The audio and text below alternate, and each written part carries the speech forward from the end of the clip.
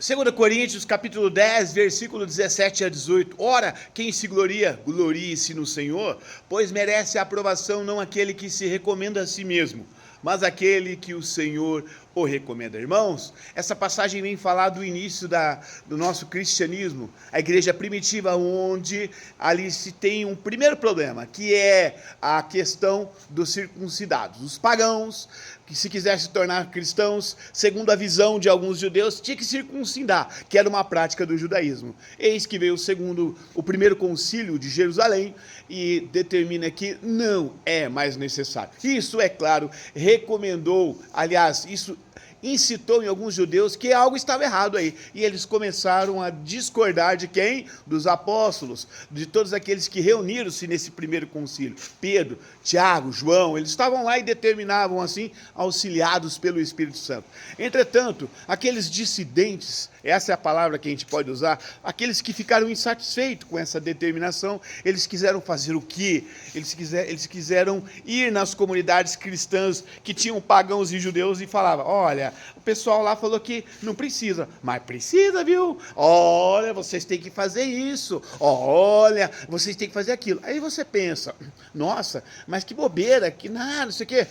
Por detrás está a questão de desobedecer o Espírito Santo, que age no primeiro concílio em Jerusalém e age em toda a igreja, através desses concílios, para orientar a verdade que existe na pessoa de Jesus. Então, dizer que Jesus, somente nele, o nome dele tem salvação, é um desdobramento que não precisa mais circuncidar, porque em Jesus nós temos a nova aliança, em Jesus nós temos o nosso perdão junto a Deus. Não precisamos mais sacrificar carnes, cordeiros, pombos ou qualquer que seja. Não há mais necessidade. Um só já morreu por nós. Nós só precisamos agora crer nele e acreditar nisso. Era nisso que estava rumando a igreja com esse primeiro concílio. Mas aqueles que estavam com saudade do judaísmo, aqueles que estavam com a saudade de ter a autoridade junto ao povo ignorante,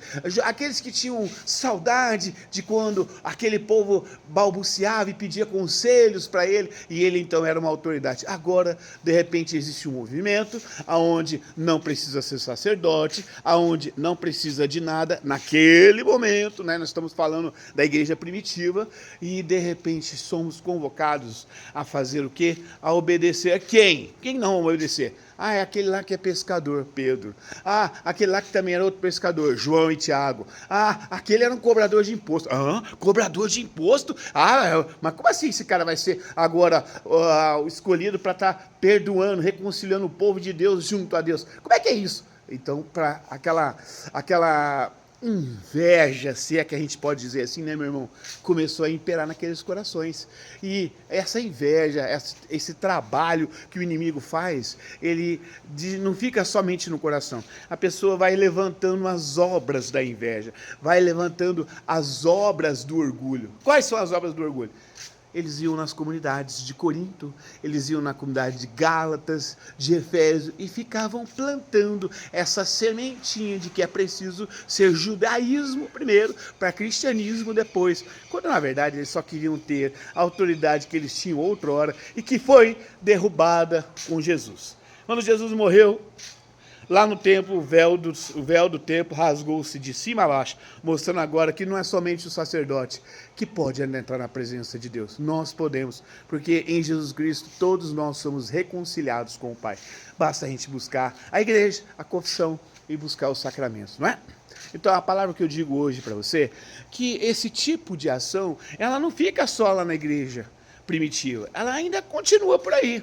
Tem muitas pessoas que deixam uma coordenação de algo e aí eles ficam se estranhando com a nova liderança que está chegando com algumas coisas novas. E ele fica ali, não, mas não devia ser assim. Ele não consegue obedecer.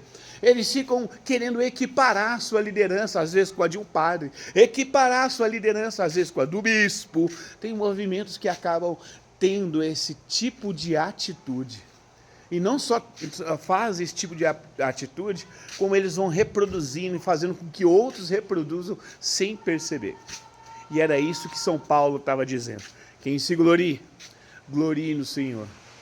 para que a gente possa então ser recomendado. Então ninguém pode ser recomendado se não for pelo Senhor. Vai lembrando, meu irmão, para você entender de vez esse assunto, Jesus ele conhecia o coração daqueles apóstolos e sabiam que eles não falariam coisas da sua cabeça, que eles seriam fiéis àquilo que Jesus quer anunciar. Jesus ainda quer anunciar, mas ele não recomenda, ele não escolhe qualquer um. Ele vai escolher aquelas pessoas que já morreram nesse orgulho, sabe? Esse orgulho de querer estar certo, esse orgulho de querer comparar os outros e fazer juízo dos outros, esse orgulho de ficar sempre diminuindo os outros e colocando eu num patamar acima. Isso é tão perigoso e na verdade Jesus reprova isso, reprova. E é por isso que ele não escolheu os fariseus. Porque certamente os fariseus iriam distorcer a sua palavra, como distorceu, né, toda a verdade que os profetas anunciaram. Lembre-se que Jesus falou, eles mataram os profetas antes de vós.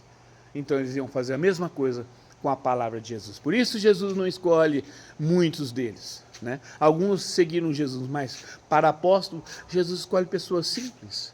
Pessoas que não tinham essa vanglória que vem dizer, né? Quem se glorie, glorie no Senhor. Essa autoglória, essa autossuficiência. Jesus não escolhe. Portanto, quando você perceber que alguém fica sempre diminuindo os outros e sempre se exaltando a si próprio, quando você percebe que lideranças começam a diminuir padres, começam a diminuir diáconos, começam a querer equiparar a sua autoridade com a de um bispo, cuidado, está se gloriando fora do Senhor. Porque se ele se gloriasse no Senhor, ele não faria isso. Amém, meu irmão? Fica com Deus, um grande abraço.